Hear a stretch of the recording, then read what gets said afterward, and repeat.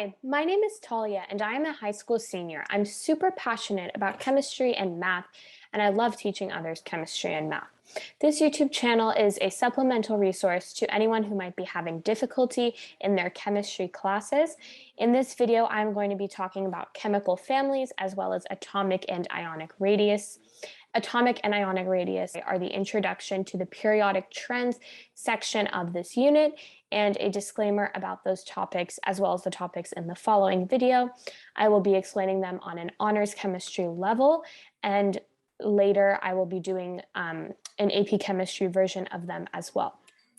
So without further ado, let's get started. Okay, so we are going to begin our discussion today with the topic of chemical families. Again, as I mentioned earlier, just a disclaimer, there will be an AP chemistry version of the periodic trends section of this video and the next video that will be made later, but I will be going over the periodic trends at an honors chemistry level. Okay, so beginning with periodic chemical families, Dmitry Mendeleev created the periodic table, and he did so by arranging different elements in order of increasing atomic mass. So Dmitry Mendeleev then assessed the different properties of the elements he had organized, and he noticed patterns within the elements and called this periodic law. He then arranged the elements with similar characteristics in columns, which are now called groups, and then called them chemical families. So you learned a couple videos ago that groups are the vertical parts of the periodic table and rows are the horizontal parts. So he was even able to leave space for elements that he thought would emerge later, and his predictions were correct. So I'm going to go over each chemical family, and its properties are over on the right. First, we have hydrogen, which contains the element H, or hydrogen, and forms the H plus ion. These are its properties. Then there is the first group, which is the alkaline metals, containing lithium, sodium, potassium, rubidium, cesium, and francium. They have a +1 charge because they lose one electron. They have S1 as their last kind of orbital in their electron configuration notation. These are their properties. Then we have the alkaline earth metals, which contain beryllium, magnesium, calcium, strontium, barium, and radium. Those have a +2 charge because they have 2 valence electrons and they have S2 at the end of their electron configuration. Then we have groups 3 through 12, which are the transition metals, and they are just all the elements in the center of the periodic table. And these can have varying charges, and there are also multiple elements that have more than one charge, and these are their properties. Then we have group 7, which is the halogens. These contain fluorine, chlorine, bromine, iodine, and astatine. They have a -1 charge because they have 7 valence electrons, so they will gain 1. And the end of their electron configuration is S2p5. These are the properties of halogens. Then we have noble gases, which include helium, neon, argon, krypton, xenon, and radon. They have no charge because they have a full valence shell.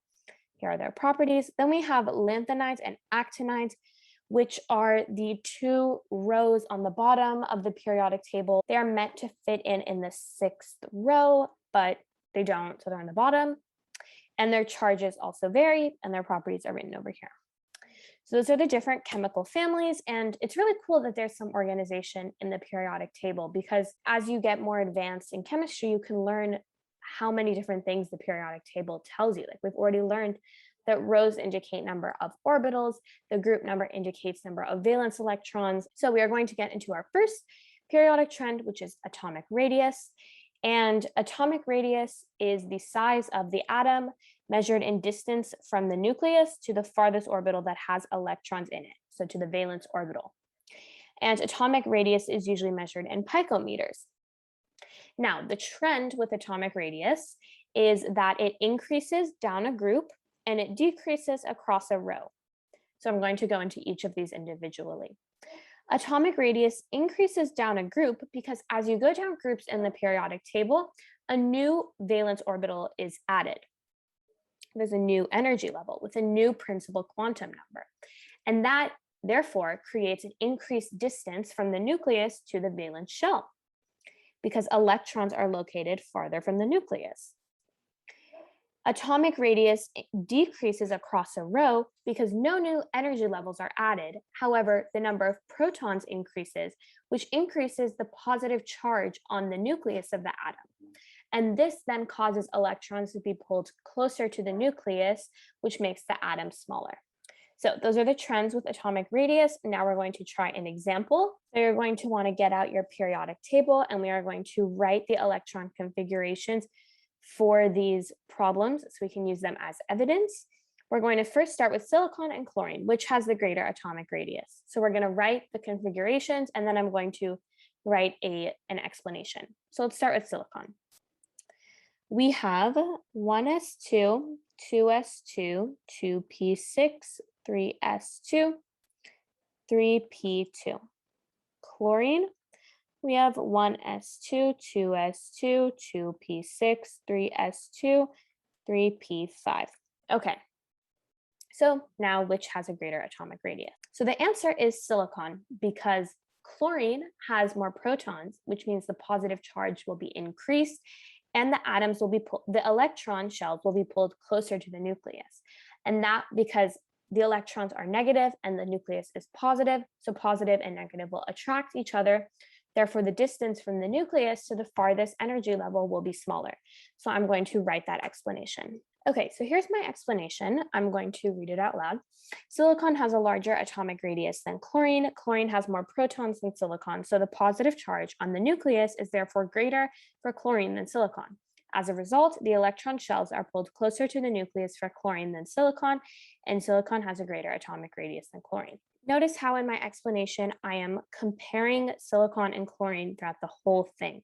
In every sentence, I compare the two. I don't ever say it or the atom or the element, because you want to make sure that whoever is reading your explanation understands it regardless of how much chemistry knowledge they have. You need to make every single point super clear. So next we're going to be talking about selenium and tellurium. So let's start with writing the electron configuration notation.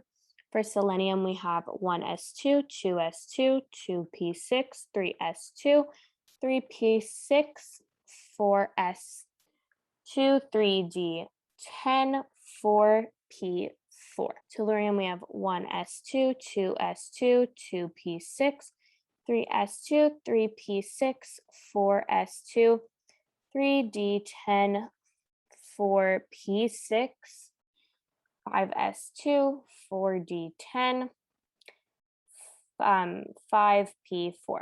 Okay, those are the electron configuration notations. Now I'm going to write my explanation. So I'm going to say it out loud first, that selenium has a smaller atomic radius because tellurium has valence electrons in a farther energy level, which means the distance from the nucleus to the farthest energy level will be greater for tellurium than selenium. So now I'm going to express that in my writing.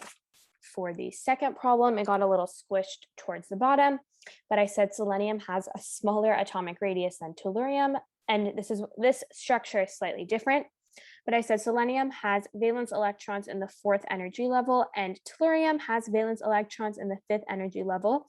Since the valence electrons for selenium are closer to the nucleus than the valence electrons for tellurium, selenium has a smaller atomic radius than tellurium. Okay, a couple things with this. The question asked which has a smaller atomic radius. If it said which had a larger atomic radius, I would make the question in terms of tellurium. This is not the biggest deal ever, but it just like when you're writing any kind of essay in English, you want to always make sure you're relating back to the prompt. So if it was saying which has a larger atomic radius, I could say, since the valence electrons for tellurium are farther from the nucleus than the valence electrons for selenium, tellurium has a larger atomic radius than selenium. But again, just like in the previous example, I'm constantly comparing selenium and tellurium throughout the whole thing. As you notice, I'm never using it. That's important to be clear and concise. And that is atomic radius. So it increases down a group, decreases across a row. Now we're going to move on to ionic radius. Okay, so next we are going to be talking about ionic radius, which is similar to atomic radius, but just measures the size of an ion in comparison to the original atom. So ionic radius depends on if the ion is a cation or an anion. So cations, which are positively charged ions, they are smaller than the neutral atom because when electrons are lost, the atom becomes positively charged, which we know. And there's one less orbital because of this. There's one less orbital with electrons in it, so the cation is smaller than the neutral atom because you're not measuring as far. However, anions are larger than the neutral atom for this same reason, because when electrons are gained, there's a full valence shell and the anion is larger than the neutral atom. So anions are larger than their neutral atom because more electrons are gained in an anion. And something you'll learn in AP chemistry, there is greater repulsion between the electrons, and that causes the cloud of electrons around the nucleus to be greater. However, at the honors chemistry level, you need to know that the full valence shell makes the ionic radius of the anion larger than the radius of the neutral atom. Okay, so cations smaller than the neutral atom, anions larger. Now we're going to practice. So we have nitrogen or nitrogen 3 minus. Which is larger? So we have a neutral atom and an anion. The anion is obviously going to be larger because it has more electrons and there will be a full valence shell. So I'm going to write that out. Okay, so this is an adequate response for this problem. N3 minus is larger than N. N3 minus has more electrons than N and has a full valence shell. Therefore, N3 minus is larger than N. I'm usually very wordy with my examples, but it's just important that you convey all the points. As you practice these more and more, you'll get less and less wordy. So now let's try a cation. We have sodium and sodium plus 1. Which is larger? The neutral atom is going to be larger than the cation because it has more electrons. And also because with sodium plus 1 losing an electron, it also loses an orbital. So the distance from the nucleus to the valence shell is going to be smaller, therefore decreasing the radius. So I'm going to write that in my response. Okay, so here's my explanation for the cation. Sodium is larger than sodium plus 1 because it has more electrons, and when Na plus loses 1 electron, it has 1 less orbital. Therefore, sodium is larger than sodium plus. So that concludes our discussion of atomic and ionic radius. And as a reminder, if you are in AP chemistry, your responses should have more advanced terms than this. I am just not explaining them because this is at the honors chemistry level. But I will be making videos with the AP chemistry level of explanation further down along the road. So I hope you enjoyed this week's video on chemical families as well as atomic and ionic radius. Next week, I'm going to be talking about ionization and electronegativity. That will conclude our discussion on periodic trends. I know I've said this multiple times throughout the video, but this is an honors chemistry level of explanation. This will not suffice for your AP chemistry explanations.